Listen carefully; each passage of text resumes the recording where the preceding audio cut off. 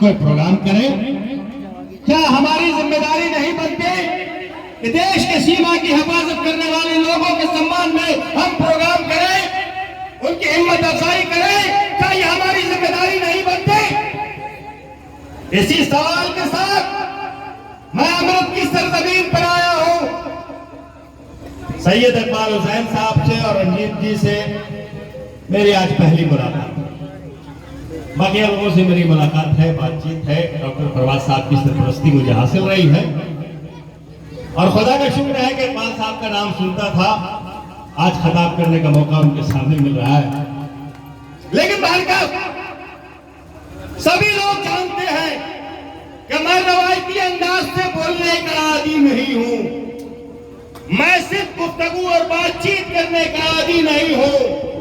जब तक आपके दिल और दिमाग के दरवाजे को खटखटा नहीं दूं, मैं अपने तकरीर की कामयाबी को कामयाबी नहीं समझता। आखिर क्यों? लोग दूर से आ गए,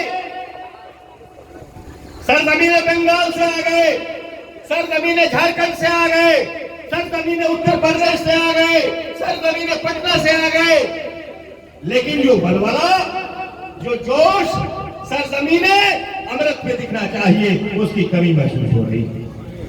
उसकी कमी महसूस हो रही है। आखिर इस कमी की वजह क्या है? कहीं ना कहीं हमारे सोच में, हमारे फिक्र में कमियां हैं, तनाव है, जिसका नजारा हम गुज़श्ता 2 घंटे से अभी यहां देख रहे हैं। भाइयों, मनोरंजन की दीवार तोड़ के कभी बाहर भी निकलो। तफरीह की दीवार को मस्मार करके कभी मुल्क की मोहब्बत, मुल्क के जयालों के खातिर उनके सम्मान में तकरीब करना भी सीखो, प्रोग्राम करना भी सीखो और उस प्रोग्राम को कामयाब भी करो। लेकिन अजीब मामला, हमारे मीडिया के लोग जिनका वक्त दिन बहुत कीमती है, आपके गांव में बाहर से आके 1 से 1.5 घंटा मुसलसल बैठे हैं इस प्रोग्राम की कामयाबी के लिए। और इस प्रोग्राम को न सिर्फ ये है कि कामयाबी के लिए बैठे हैं, बल्कि यहाँ पे गुफ्तगू और बातचीत और इसका जो मकसद हो रहा है उसको वो लाखों लोगों तक पहुंचाने का काम करेंगे। लेकिन ये सरजमीन में चाइना के खिलाफ और हमारे पड़ोसी मुल्क के खिलाफ जिसने बार बार हमारे सीमा को पार करने की कोशिश किया, उसकी सुरक्षा में आज इसी अमृत की सरजमीन पर सैयद सुल्तान अलाउद्दीन साहब, जिनके सम्मान में आज वीर अब्दुल हमीद शहादत के मौके पर, इस अवसर पर, इस शुभ अवसर पर यह प्रोग्राम किया गया, ताकि देश की आजादी के ताल्लुक से आपको बताया जा सके, वीर अब्दुल हमीद साहब के ताल्लुक से आपको बताया जा सके।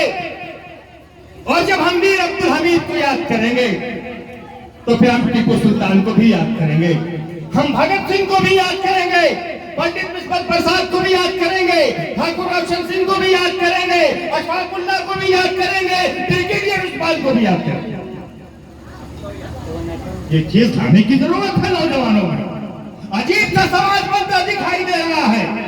कहते हैं कि हम आधुनिक युग में है, जदीद दुनिया में है। दुनिया चांद सूरज का सफर कर रही है। दुनिया चांद पर जाके पता लगाने की कोशिश है कि वहां इंसानों की आबादी बसाई जा सकती है कि नहीं। पहुंचने वालों में तो इतना हौसला है कि वो चांद पर पहुंच जा रहे हैं। आपका कौन सा हौसला है कि आप एक अच्छी महफिल नहीं सजा सकते, आप अपने बच्चों को सलीका नहीं सिखा सकते, आप अपने नौजवानों में वीर अब्दुल हमीद का जोश नहीं पैदा कर सकते? तो फिर तकरीबात की क्या मानी इस चीज के? अगर सिर्फ प्रोग्राम को रस्मी तौर पर करने का सिलसिला रहेगा तो फिर हम एक अच्छा संदेश नौजवानों को और बच्चों को नहीं दे सकेंगे।